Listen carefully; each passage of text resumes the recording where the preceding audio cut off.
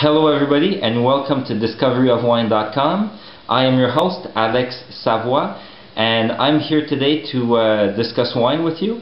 So first of all, I'm not a wine expert at all. I have no formal training in wine. I'm just somebody who enjoys drinking wine, like I guess most of you. So basically I'm about to start taking a formal wine class, and I'd like to use this video blog to give you some hints, give you some information about the world of wine and little tips here and there that can help you appreciate wine. And basically what we'll be doing is keeping it simple, relaxed, easy to understand. Try not to use too much of the wine lingo, and try to appreciate wine as much as possible. So what I want is to start a discussion most of all. So please leave comments below. Tell me that you hate my blog, that you love it, that you want me to do this or that, or that you simply think I should shut up. I'll be happy at anything that doesn't have any profanity and that's actually constructive. I'll be very happy to answer you and to read all your comments. So first of all, today we have a wine that I picked out. I've never had before. Actually, I've never even had wine with this grape variety before. So this is one of my purposes, to expand your palate, get you to start drinking different kinds of wine. Maybe you drink Chardonnay and Cabernet from Napa every day and you love it, but there's something else out there. There's many different varietals. I think there's over 1,000 varietals that can be used to make wine. So it's worth it giving it a try. And so this wine we have here today is the Araucano, made from the Carmenere grape, which is a grape that comes from Bordeaux, so the same family as Merlot, Cabernet, Cabernet Franc. And basically I think it comes directly from Cabernet Franc. It was sort of a mix of Cabernet Franc and Grand Cabernet.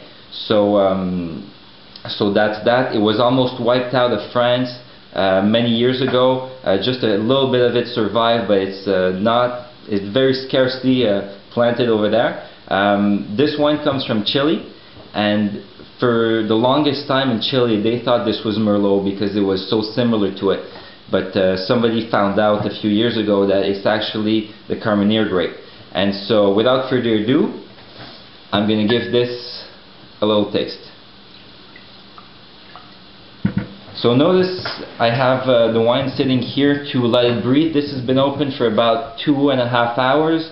I did the French episode about an hour ago, and so it had been open an hour and a half then. Now it's about 2.5 hours.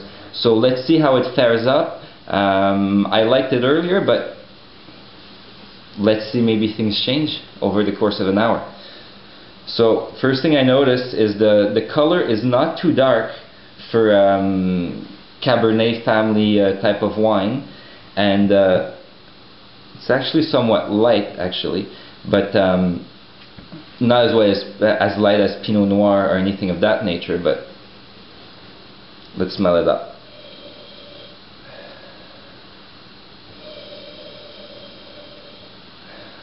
Okay, very similar to before. I get sort of sour cherries, a hint of wood, and I smell the alcohol a little bit. Maybe it's warmed up a little bit, that's why I smell the alcohol a little bit more. It was a little bit cool earlier. A little bit of wood, but really not too much. This has some fruit, but not at all like let's say California wines or New World wines, which usually have a lot of sugar, a lot of wood, smell and taste, and very big fruit. This doesn't seem to be going in that direction. Let's try it up.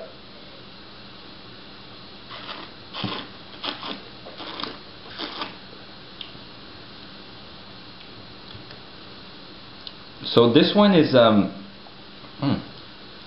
it's got structure. It's not tough though. It's not rough at all. It's a little bit dry. So my mouth is a little bit, I get sort of that cotton mouth a little bit, but really not in excess, and I don't like it when it's too drastic, so I would tell you right away. But this is actually a very nice wine.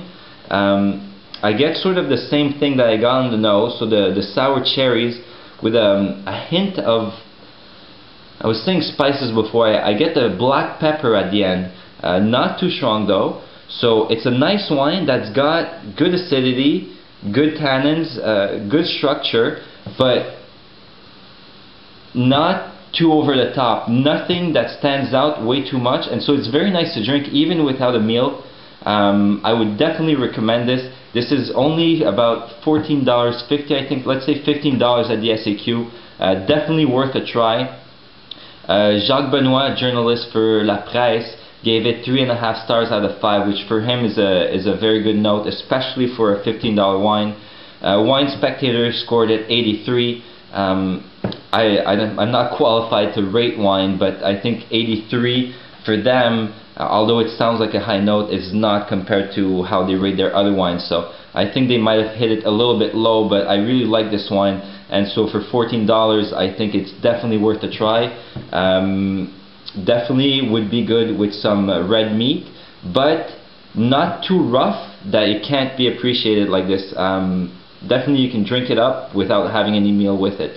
So that's it for today, and I'll see you guys tomorrow with a new wine and a new topic, and my video will be in English first tomorrow, so you'll get my first reaction out of the wine we taste tomorrow. So thank you very much, and you guys have a good day.